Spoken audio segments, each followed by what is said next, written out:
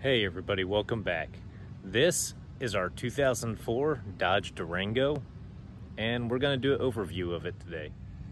Back in the early 2000s, I think it was about 2003, my mom had a first-gen Durango. And while she was in the shower, my dad sold it to my brother. So she was kind of angry about it, and she made my dad go out and they built this one to spec when they first were coming out. So she special ordered it, got every option available at the time. It is a limited Hemi, all the good stuff. At the time she got this, it was literally the only one around. So it's a 2004. It just rolled over about 130,000 miles. So when we got this, we put the Ram 20s on it, as well as Toyo ATs. These are the new Nitto Grapplers because we just had to put new tires on it last year. Back when it was new, it came with 17s and a Goodyear street tire, which if you're familiar with these at all, it was very easy to squeal the tires, just taking off gradually from any sort of light. And traction wasn't the best as well. So the slightest little thing would send this thing sideways when you're going to take off, even just gradually.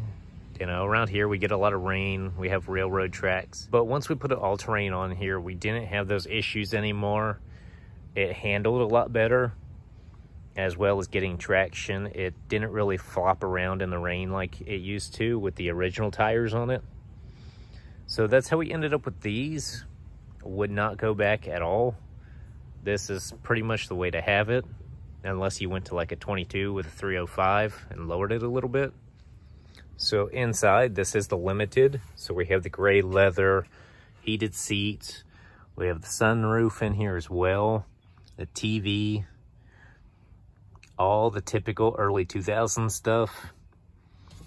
And again, we do have 30,000 miles on it, as you can see that there.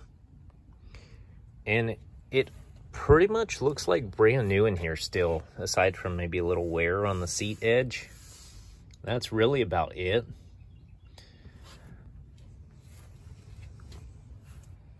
And then down here, obviously, we have our little button for the foot controls. So unlike the German cars, this one, you stick the key in, turn it, and you're pretty much ready to go.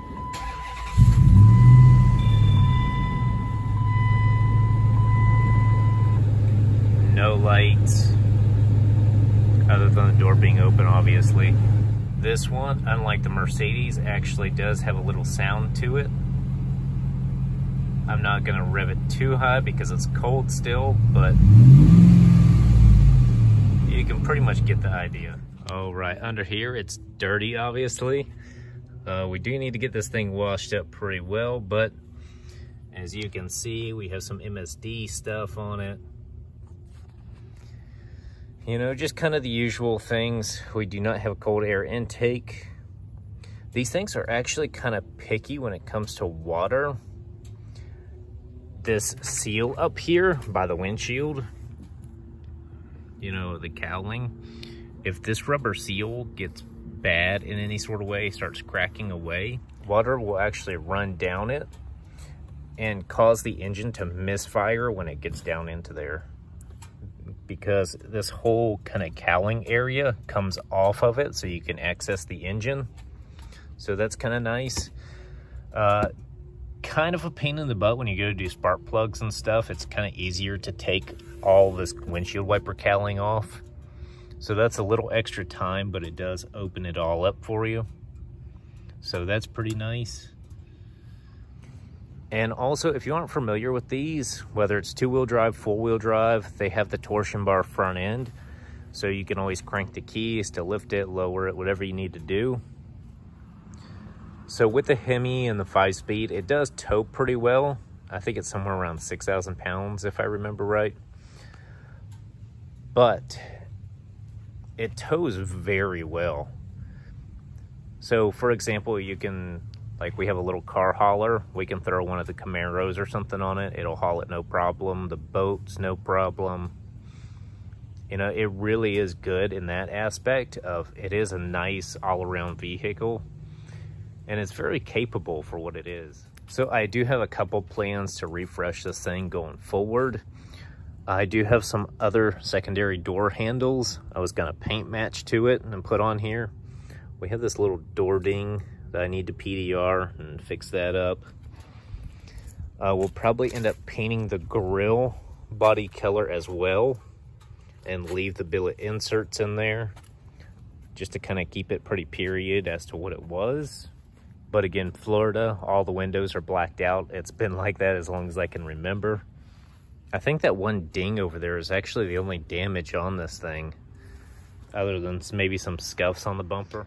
But also, if you remember my Range Rover video, I was complaining about the leg room in it, in the back seat.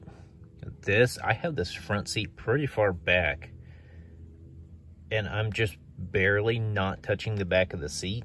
So I do find that pretty nice as well. And then we have our TV up here from back in the day. So that's pretty cool. This thing was pretty nice for its time. And then, I don't know if you'll recognize this, but the seat's reclined back here.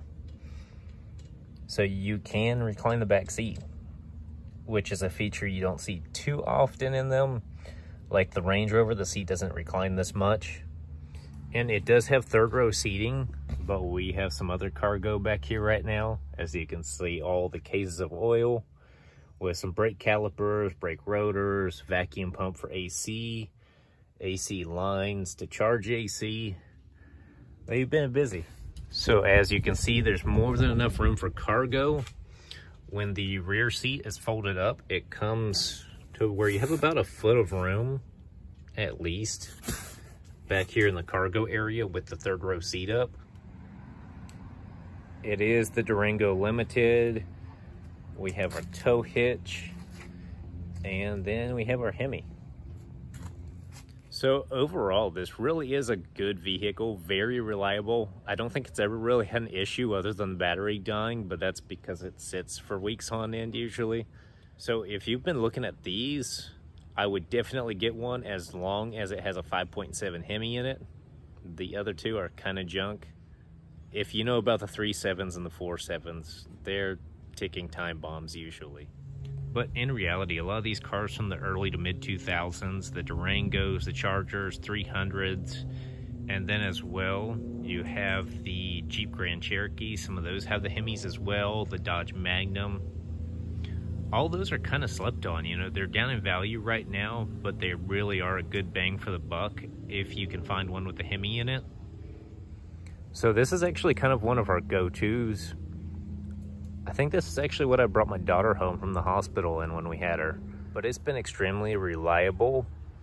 I think the only issue we've ever had with it is literally the battery, and that's just because we let them sit. But it rides great on the highway, does everything it needs to do, and does it pretty comfortably as well. The seats in this, more comfortable than the E-Class for sure. You can road trip this thing no problem. Even being 20 years old pretty much, you can still road trip this. But also it's kind of funny, this was our first Durango of this generation, but I think we've had at least 3 of them in total, if that tells you anything about them. So that's it for today's video.